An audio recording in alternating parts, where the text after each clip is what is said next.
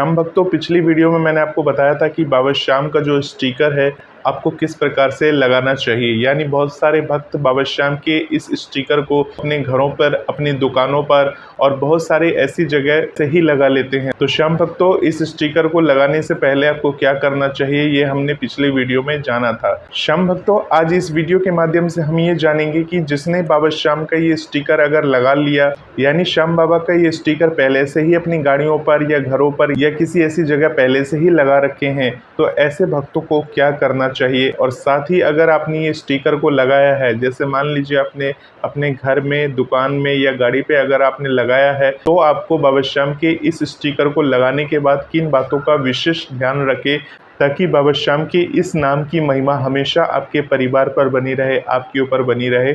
इस वीडियो के माध्यम से वो पूरी बात बताने वाला हूँ। पूरा वीडियो को लास्ट तक जरूर देखिएगा।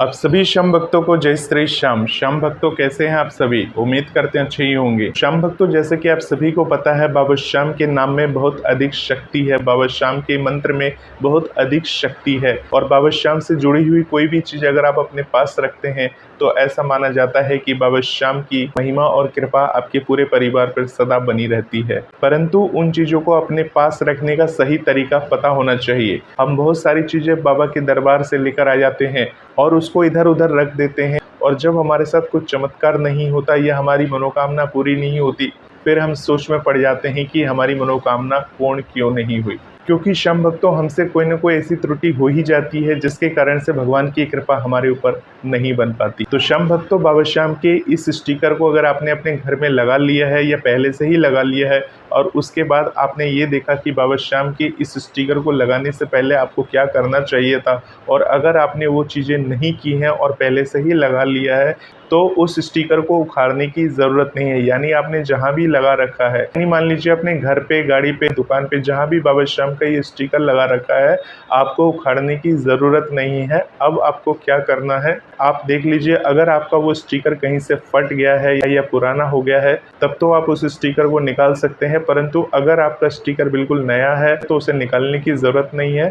आपको क्या करना है, आपको बाबा श्याम के दरबार जाना है। यानी जब भी आप बाबा श्याम के दरबार जाते हैं, चाहे आप आम दिनों में जाए या 11 वाले दिन जाए, बाबा श्याम के जब दरबार जाते हैं तो बाबा श्याम को प्रसाद, भोग इत्यादि वगैरह तो आप चढ़ाते ही होंगे। तो मंदिर जाने के बाद वहाँ पुजारी जी से बोलकर बाबा श्याम के ऊपर चढ़ा हुआ पुष्प, बाबा श्याम के ऊपर चढ़ा हुआ इत्र, यानी मंदिरों में आप देखते होंगे जो बाबा श्याम को इत्र वगैरह चढ़ जाता है, तो वहीं पर पुजारी जी महाराज के पास आपको मिल जाएगा। तो पुजारी जी महाराज से आप मांगकर आप उस इत्र को अपने साथ लेकर आ सकते हैं। इसके अलावा अगर एक पुष्पमाला मिल जाए तो वो पुष्पमाला भी आप वहाँ से लेकर अपने साथ आ सकते हैं। अब श्याम भक्तों, आपको क्या करना है, बाबा श्याम के दर्शन आपने कर लिए, बाबा श्याम से आपने प्रार्थना कर ली है, उसके बाद बाबा श्याम के दरबार में इन चीज़ों को अपने साथ लेकर अपने घर आ जाना है। श्याम भक्तों, आपको घर आके क्या करना है, मान लीजिए अपने घर के दरवाजे पे बाबा श्याम का वो स्टिकर चिपका रखा है, यानी अपने फ्रंट दरवाजे पर बाबा श्याम का वो स्टिकर चिपका रखा है, तो सबसे पहले बाबा श्याम का जो प्रसाद रूपी चीज़ आपको मिला है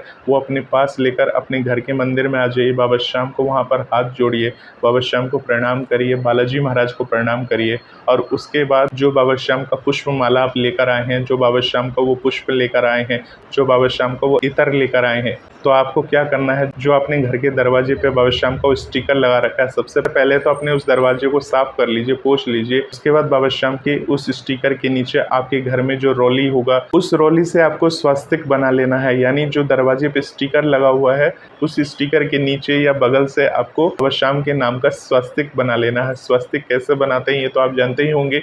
तो रोली से आपने स्वस्तिक बना लिया। स्वस्तिक बनाने के बाद जो पुष्प बाबा श्याम के दरबार से लेकर आए हैं, उस पुष्प को उस स्टिकर से छुला दीजिए, और उसके बाद पुष्पमाला लेकर आए हैं, उस पुष्पमाला को आप देखिए दरवाजे पे तो पहना नहीं पाएंगे, तो आपको क्या करना है, उस पुष्पमाला को बाबा श्याम के उस स्टिकर के समक्ष इस प्रकार से रखें जैसे कि आपने वो बाबा को माला पहना रखा है। इस प्रकार से थोड़ी देर के लिए उस माला को इस प्रकार से पहना के रखे। जैसे कि श्याम भक्तों, मान लीजिए बाबा श्याम का स्टिकर है और दरवाजे पे मान लीजिए चिपक रहा है, तो जो बाबा श्याम का जो माला होगा वो दो तरफ से आप पकड़ के और इस तरह से रहना चाहिए जैसे कि आपने स्टिकर को माला पहनाया है, यानी कि बाबा श्याम के इस नाम को आपने माला अर्पण किया है, माला पहनाया है। इस प्रकार से करने के बाद उस माला को हटा दीजिए और उसके बाद उस माला को अपनी आँखों से लगा के, अपने सिर से लगाकर किसी पवित्र स्थान में रख देना है। मान लीजिए शाम भक्तों कुछ दिन के बाद वो सूख जाएगी माला, तो सूखे हुए फूल की माला को प्रकृति में विसर्जन कर दीजिए, यानी कि जहाँ पेड़ पौधे होते हैं और जो स्वच्छ जगह है उस जगह जाकर उस माला का विसर्जन कर सकते हैं। और जब अगली बार बाबा के दरबार जाएंगे तो फिर आप चाहे तो वहाँ से माला ला भी सकते हैं, नहीं तो बाबा श्याम का एक पुष्प लाकर अपने घर में रख सकते हैं। तो श्याम भक्तों आपके पास चाहे पुष्प हो चाहे बाबा श्याम का वो माला हो, अगर कोई भी चीज आपको मिल जाती है तो उसी से इस विधि को करना है। तो उसके बाद श्याम भक्तों जो बाबा श्याम का इत्र आप लेकर आए हैं, जो मंदिर से इत्र लेकर आए हैं, उस इत्र को खोलकर रुई में भिगोकर बाबा श्याम का जो स्टिकर लगाए हैं वहाँ आसपास में आपको थोड़ा बहुत लगा देना है। बाबा श्याम के जो वो स्टिकर को अपने दरवाजे पे लगा रखा है वहाँ पर खड़े होकर उन्हें प्रणाम करके उनसे कहना है कि हे बाबा श्याम, मैंने आपके इस नामों को, आपके इस मंत्र को और आपके इस अस्त्र को आपके दरवाजे पे लगाया है। अब आप इस घर को एक मंदिर बना दो और आप इस घर की अपने इस अस्त्र से रक्षा करो। इस प्रकार से वहीं पर खड़े होकर घर के दरवाजे के चौखट के बाहर, यानी जो घर का दरवाजा है उसके बाहर खड़े होकर आपको इस प्रकार से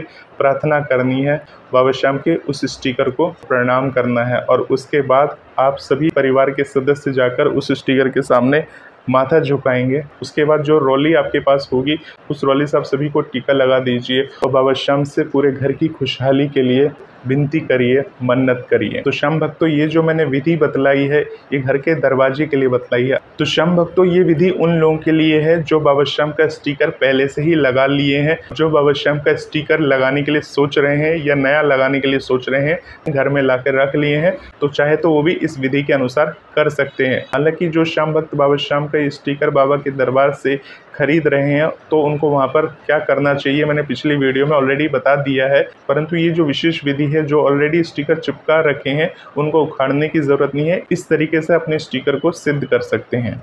तो श्याम भक्तों अगर आपने अपने स्टिकर को गाड़ी पे लगा रखा है, बाइक वगैरह पे लगा रखा है, तो बाइक वगैरह से उखाड़ने की ज़रूरत नहीं है। आपको इसी विधि के अनुसार काम कर सकते हैं, बाबा श्याम के उस स्टिकर को सिद्ध कर सकते हैं। परंतु श्याम भक्तों अगर आप किसी भी गाड़ी वगैरह पे स्टिकर चिपका लेते हैं तो साफ सफाई का विशेष ध्यान आपको रखना होगा। इसी प्रकार से श्याम भक्तों अगर आपने दुकान पे लगाया है या किसी भी जगह आपने बाबा श्याम का वो स्टिकर को लगाया है, आपको यही विधि अपनानी चाहिए। अब श्याम भक्तों सबसे महत्वपूर्ण बात करते हैं कि बाबा श्याम के इस स्टिकर को लगाना ही बड़ी बात नहीं है। अगर आपने बाबा श्याम के इस स्टिकर को लगा लिया है अपने घर पर तो आपकी जिम्मेदारियां बहुत अधिक बढ़ जाती हैं। अगर आप किसी भी जगह बाबा श्याम के इस स्टिकर को लगा रहे हैं तो आपकी जिम्मेदारियां अधिक से अधिक बढ़ गई हैं। अगर आपने घर के मुख्य द्वार पर बाबा श्याम के इस स्टिकर को लगाया है तो आपकी सबसे बड़ी जिम्मेदारी क्या है कि बाबा श्याम अपने बाणों से आपके पूरे घर की रक्षा तो करेंगे ही करेंगे, परंतु साथ ही आपको विशेष ध्यान रखना है कि आपको अपने घर का माहौल सकारात्मक रखना है।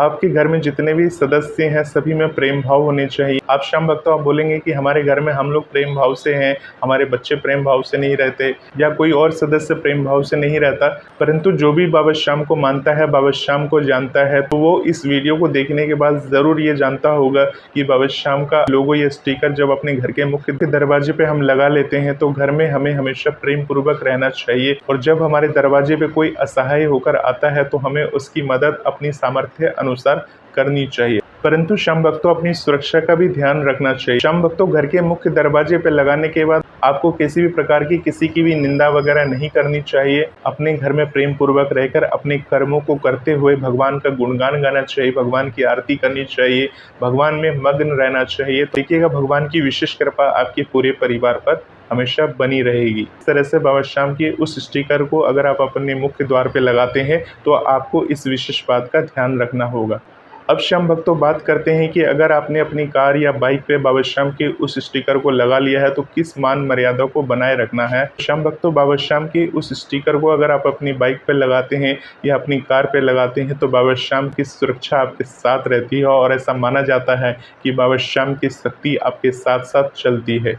तो बाबा श्याम की शक्ति जब आपके साथ साथ चलती है तो आप जिस गाड़ी पे सवार रहते हैं, जिस गाड़ी को आप चला रहे हैं, तो आपका दायित्व अधिक बन जाता है। दायित्व किस प्रकार से बन जाता है श्याम भक्तों, आप अपनी गाड़ी के अंदर, यानी अगर आप अपनी कार चला रहे हैं तो कार के अंदर किसी भी प्रकार की शराब वगैरह का सेवन वगैरह नहीं करना चाहिए, ना ही आपको धूम्रपान वगैरह करना चाहिए।